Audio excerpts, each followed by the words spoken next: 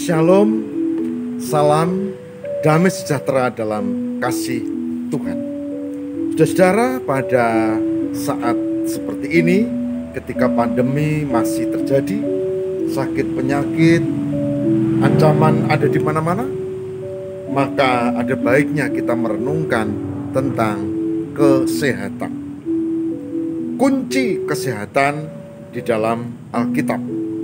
Bersama saya, Pendeta Lukas Eko Sukoco dari Padepokan Diakonia Mitra Kinase GKJ Purworejo.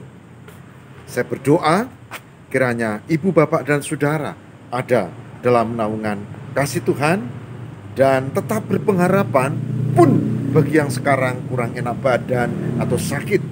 Kita tetap berharap akan pemulihan dari Allah. Bagi yang sehat, kita berharap Tuhan menjaga dan memberkati sehingga kita semua tetap dalam kondisi sehat. Saudara, kita akan bersama siapkan diri untuk tema kunci kesehatan di dalam Alkitab pada bagian yang pertama.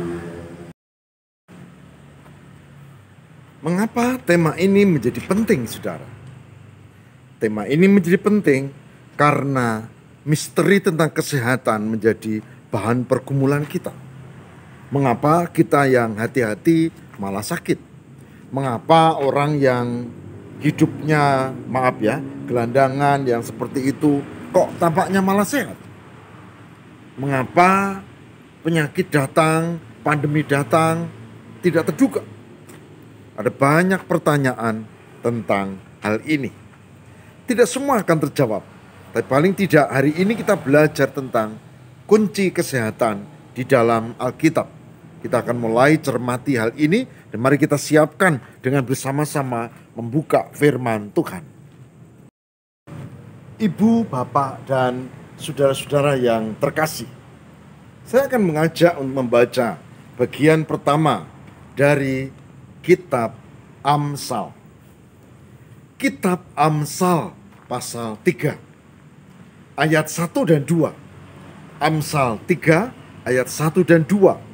Yang demikian sabdanya, "Hai anakku, janganlah engkau melupakan ajaranku, dan biarlah hatimu memelihara perintahku, karena panjang umur dan lanjut usia serta sejahtera akan ditambahkannya kepadamu." Saya ulang. Karena panjang umur dan lanjut usia serta sejahtera akan ditambahkannya kepadamu. Amsal 3 mulai dari ayat 2 dan 3. Kita akan cermati tadi, saya baca ayat yang kedua. Saudara, poin penting dari ayat ini adalah panjang umur, lanjut usia, sejahtera akan ditambahkannya kepadamu.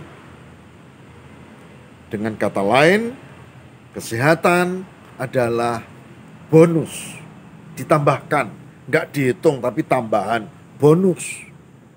Pertama. Yang kedua, bonus dari apa? Bonus dari jangan engkau melupakan ajaranku. Ku-nya di sini kecil, bukan Tuhan.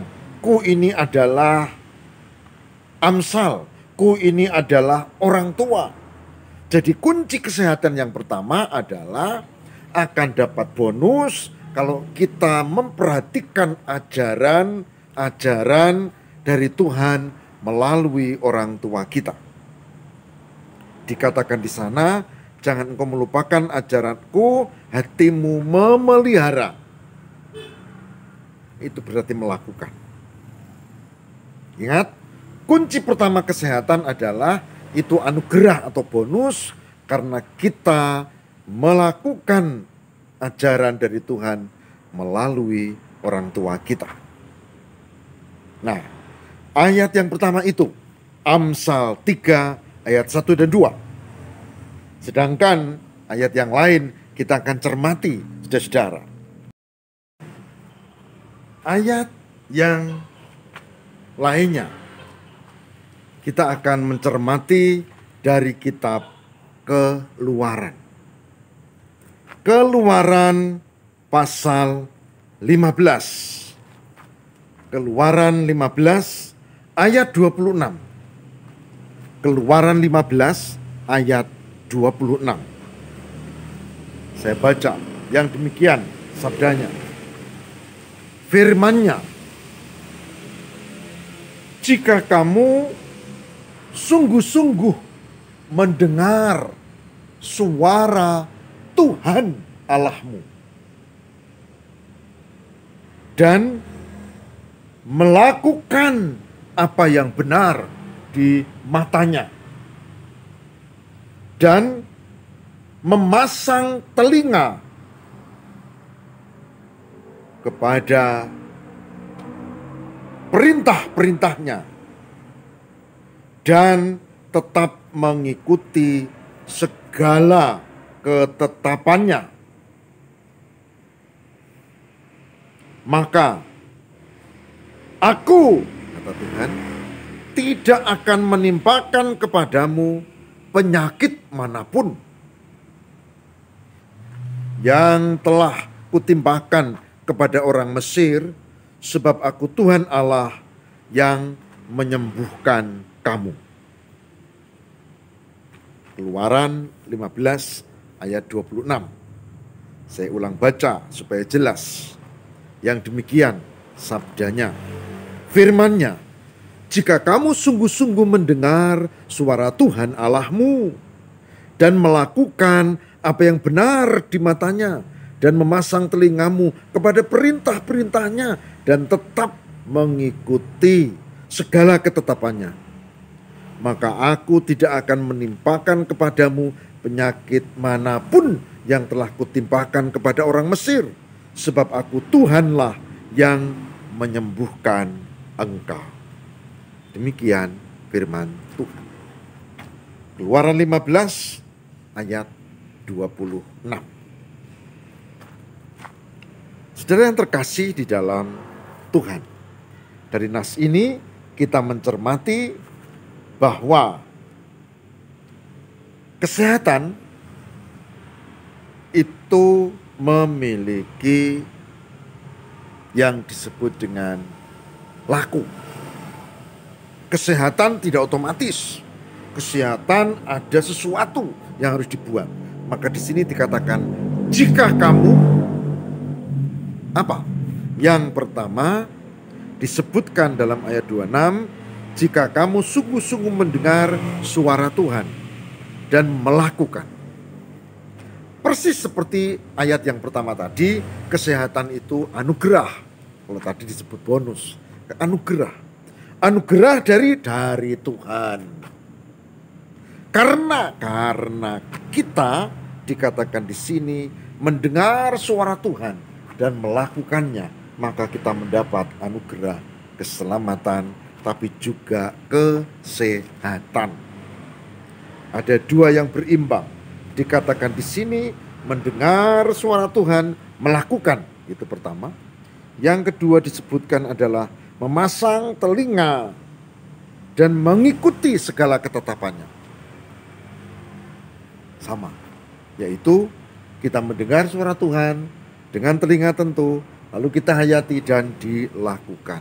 Dengan kata lain, kunci kesehatan yang kedua adalah bukan sekedar bonus mendengar ajaran Tuhan melalui orang tua, tapi yang kedua langsung disebut anugerah. Kesehatan itu anugerah karena kita berrelasi dengan Tuhan. Karena kita berrelasi dengan Tuhan, karena kita punya Tuhan. Itu anugerah. Bahkan ditegaskan, jika itu yang kau lakukan, maka aku, kata Tuhan, tidak akan menimpakan kepadamu penyakit manapun yang kutimpakan kepada orang Mesir. Sebab aku, Tuhan, yang menyembuhkan engkau. Saudara, konteksnya adalah bagaimana umat pilihan keluar dari Mesir.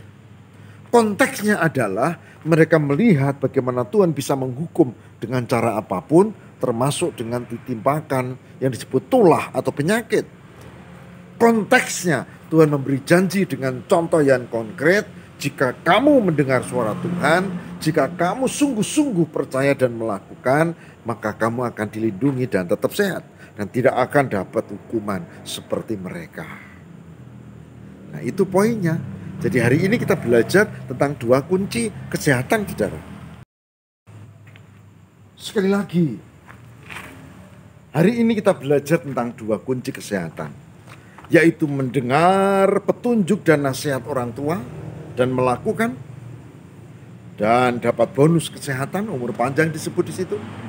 Lalu yang kedua adalah mendengar, beribadah kepada Allah dengan perilaku hidup, dan Tuhan memberikan kesehatan, tidak akan diberi sakit penyakit.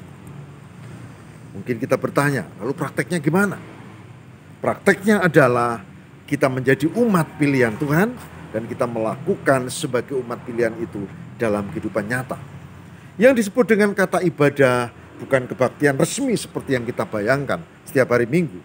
Yang disebut dengan mendengar suara Tuhan, melakukan ibadah, berarti dalam kehidupan setiap hari kita hidup dan berperilaku sebagai orang yang beriman.